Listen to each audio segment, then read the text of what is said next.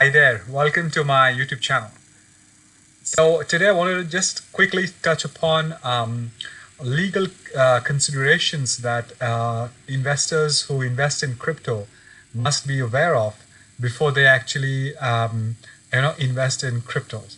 Now this is very, very important because there are certain nuances or certain gray areas that remain even today, especially that when it's got to do with investing in cryptos, and with regulations still not in place, these could be big problem for investors. They could actually if you don't take care of these or you're not aware of these, then you could potentially lose money or you could potentially pay higher tax. Now, of course, again, on taxation as well, there are a lot of gray areas. And again, as I said, without any regulation in most countries, these tend to be more of a big stumbling block for most investors. So I'm going to talk about 4 considerations that you must have before you invest in a crypto as an investor.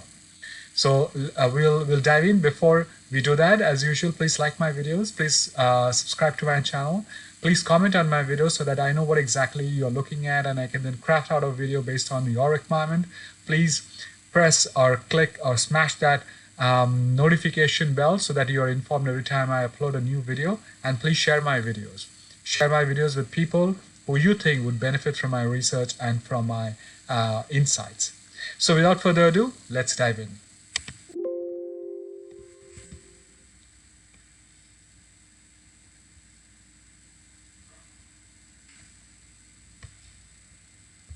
So as you know, before I talk about the topic, I usually speak about my ebook. This ebook is on my journey as an entrepreneur. It's titled 6-Figure Corporate Job to Master Entrepreneur.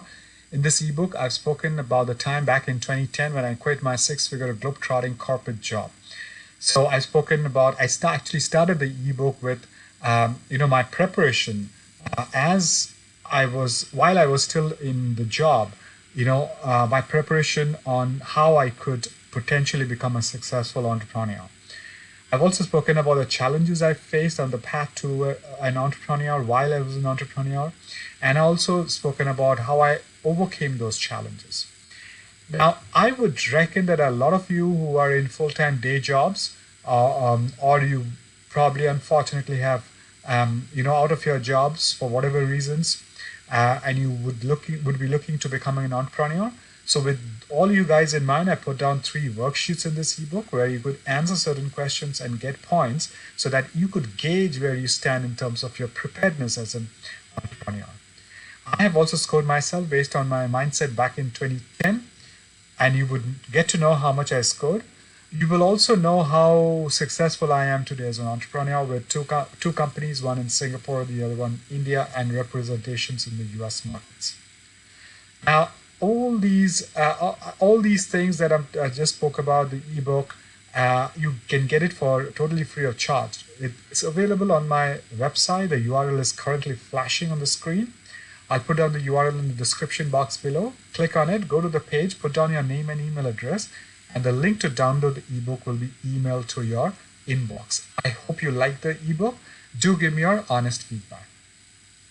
Now let's talk about the legal aspects. So, what is the exposure that crypto investors have? As governments around the world, regulatory agencies, central banks, and other financial institutions are working to understand the nature and meaning of digital currencies, individual investors can make a great deal of money investing in this new space. On the other hand, investors assume certain legal risks when they buy and sell cryptocurrencies.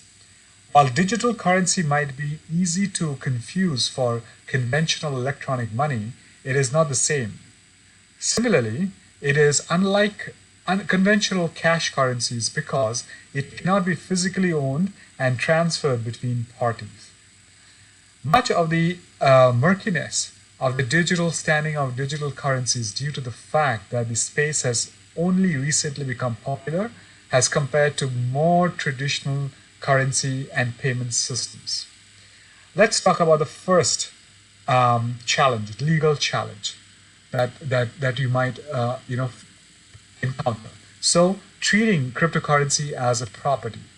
So, one of the most critical legal considerations for any cryptocurrency investor has to do with the way that central authorities view cryptocurrency holdings. This means that individual investors are beholden to capital gains tax laws in whichever country or state it's applicable when it comes to reporting their cryptocurrency expenses and profits on their annual tax returns, regardless of what they purchased or where they purchased the digital coin from. This aspect of the cryptocurrency space adds layers to confusion and complexity, but the difficulty does not end there. It remains unclear whether digital currency investors who have purchased their holdings on foreign exchanges must face additional reporting measures come tax time. So there is a lot of gray areas, like I said. So the regulatory authorities and the central banks around the world are trying to understand this particular system or process and then come up with a regulation. Digital currency investors should take special precautions to follow the advice of tax professionals when it comes to reporting cryptocurrency profits and losses. Second point is the decentralized status. Now, this is very, very crucial. One of the great draws of digital currency is a potential risk factor for the individual investor. Bitcoin, for example, has paved the way for other cryptocurrencies in that it is decentralized, meaning that it has no physical presence and is not backed by the central authority. That's the operative word. It's not backed by a central authority. On the other hand, this frees investors from being beholden to other institutions. On the other hand, however, this status could result in legal complications. The value of digital currencies is dependent entirely upon the value of the other owners and investors ascribed to them. This is true across all currencies, digital or fiat. So you see that the problem, without a central authority backing the value of a digital currency, investors may be left in the lurch should complications with transactions or ownership arise.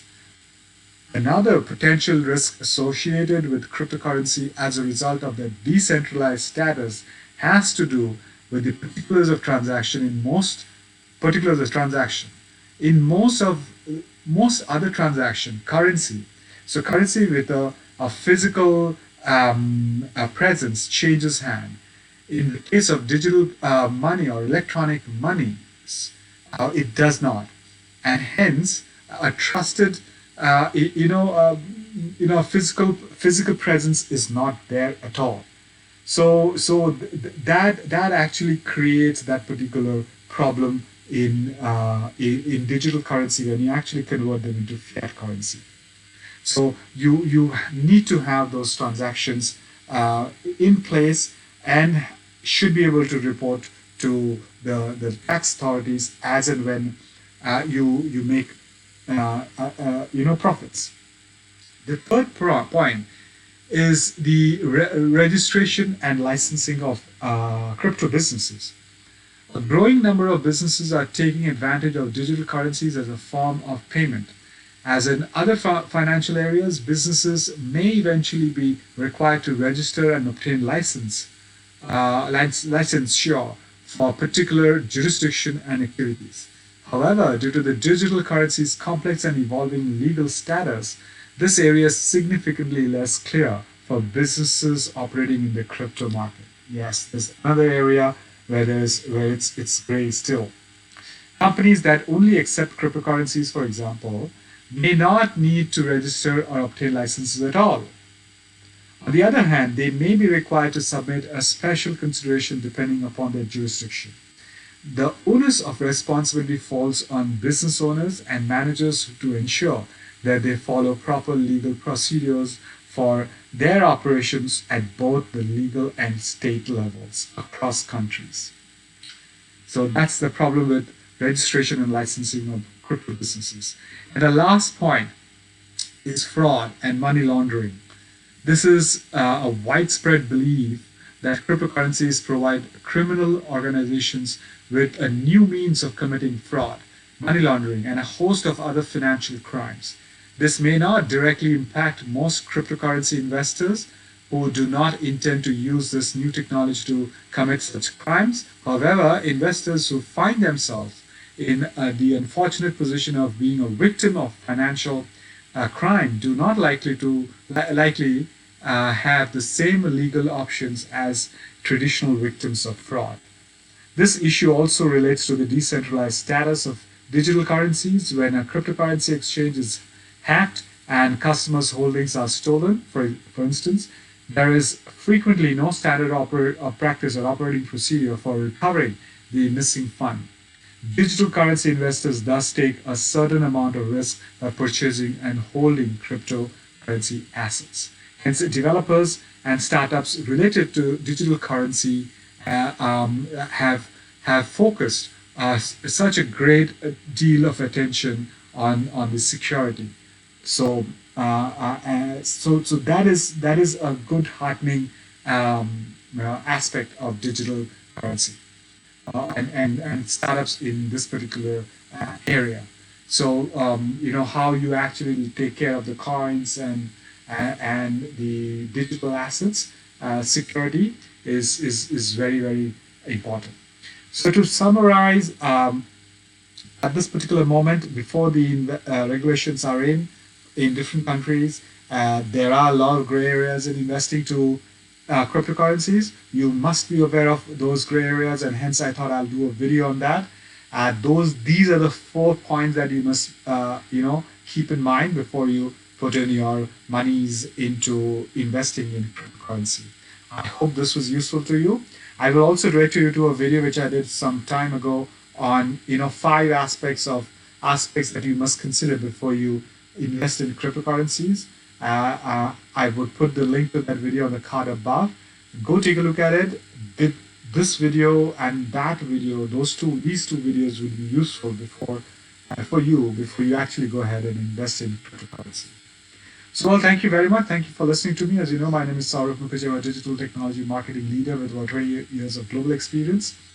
I'll put down my LinkedIn URL in the description box below so that you get to know my profile. Click on it, go to the profile page, take a look at my profile. If you like the profile, send me an invite, and we will then remain connected on LinkedIn. As a professional, I regularly work with clients where I try and solve their business, marketing, technological, and investment challenges.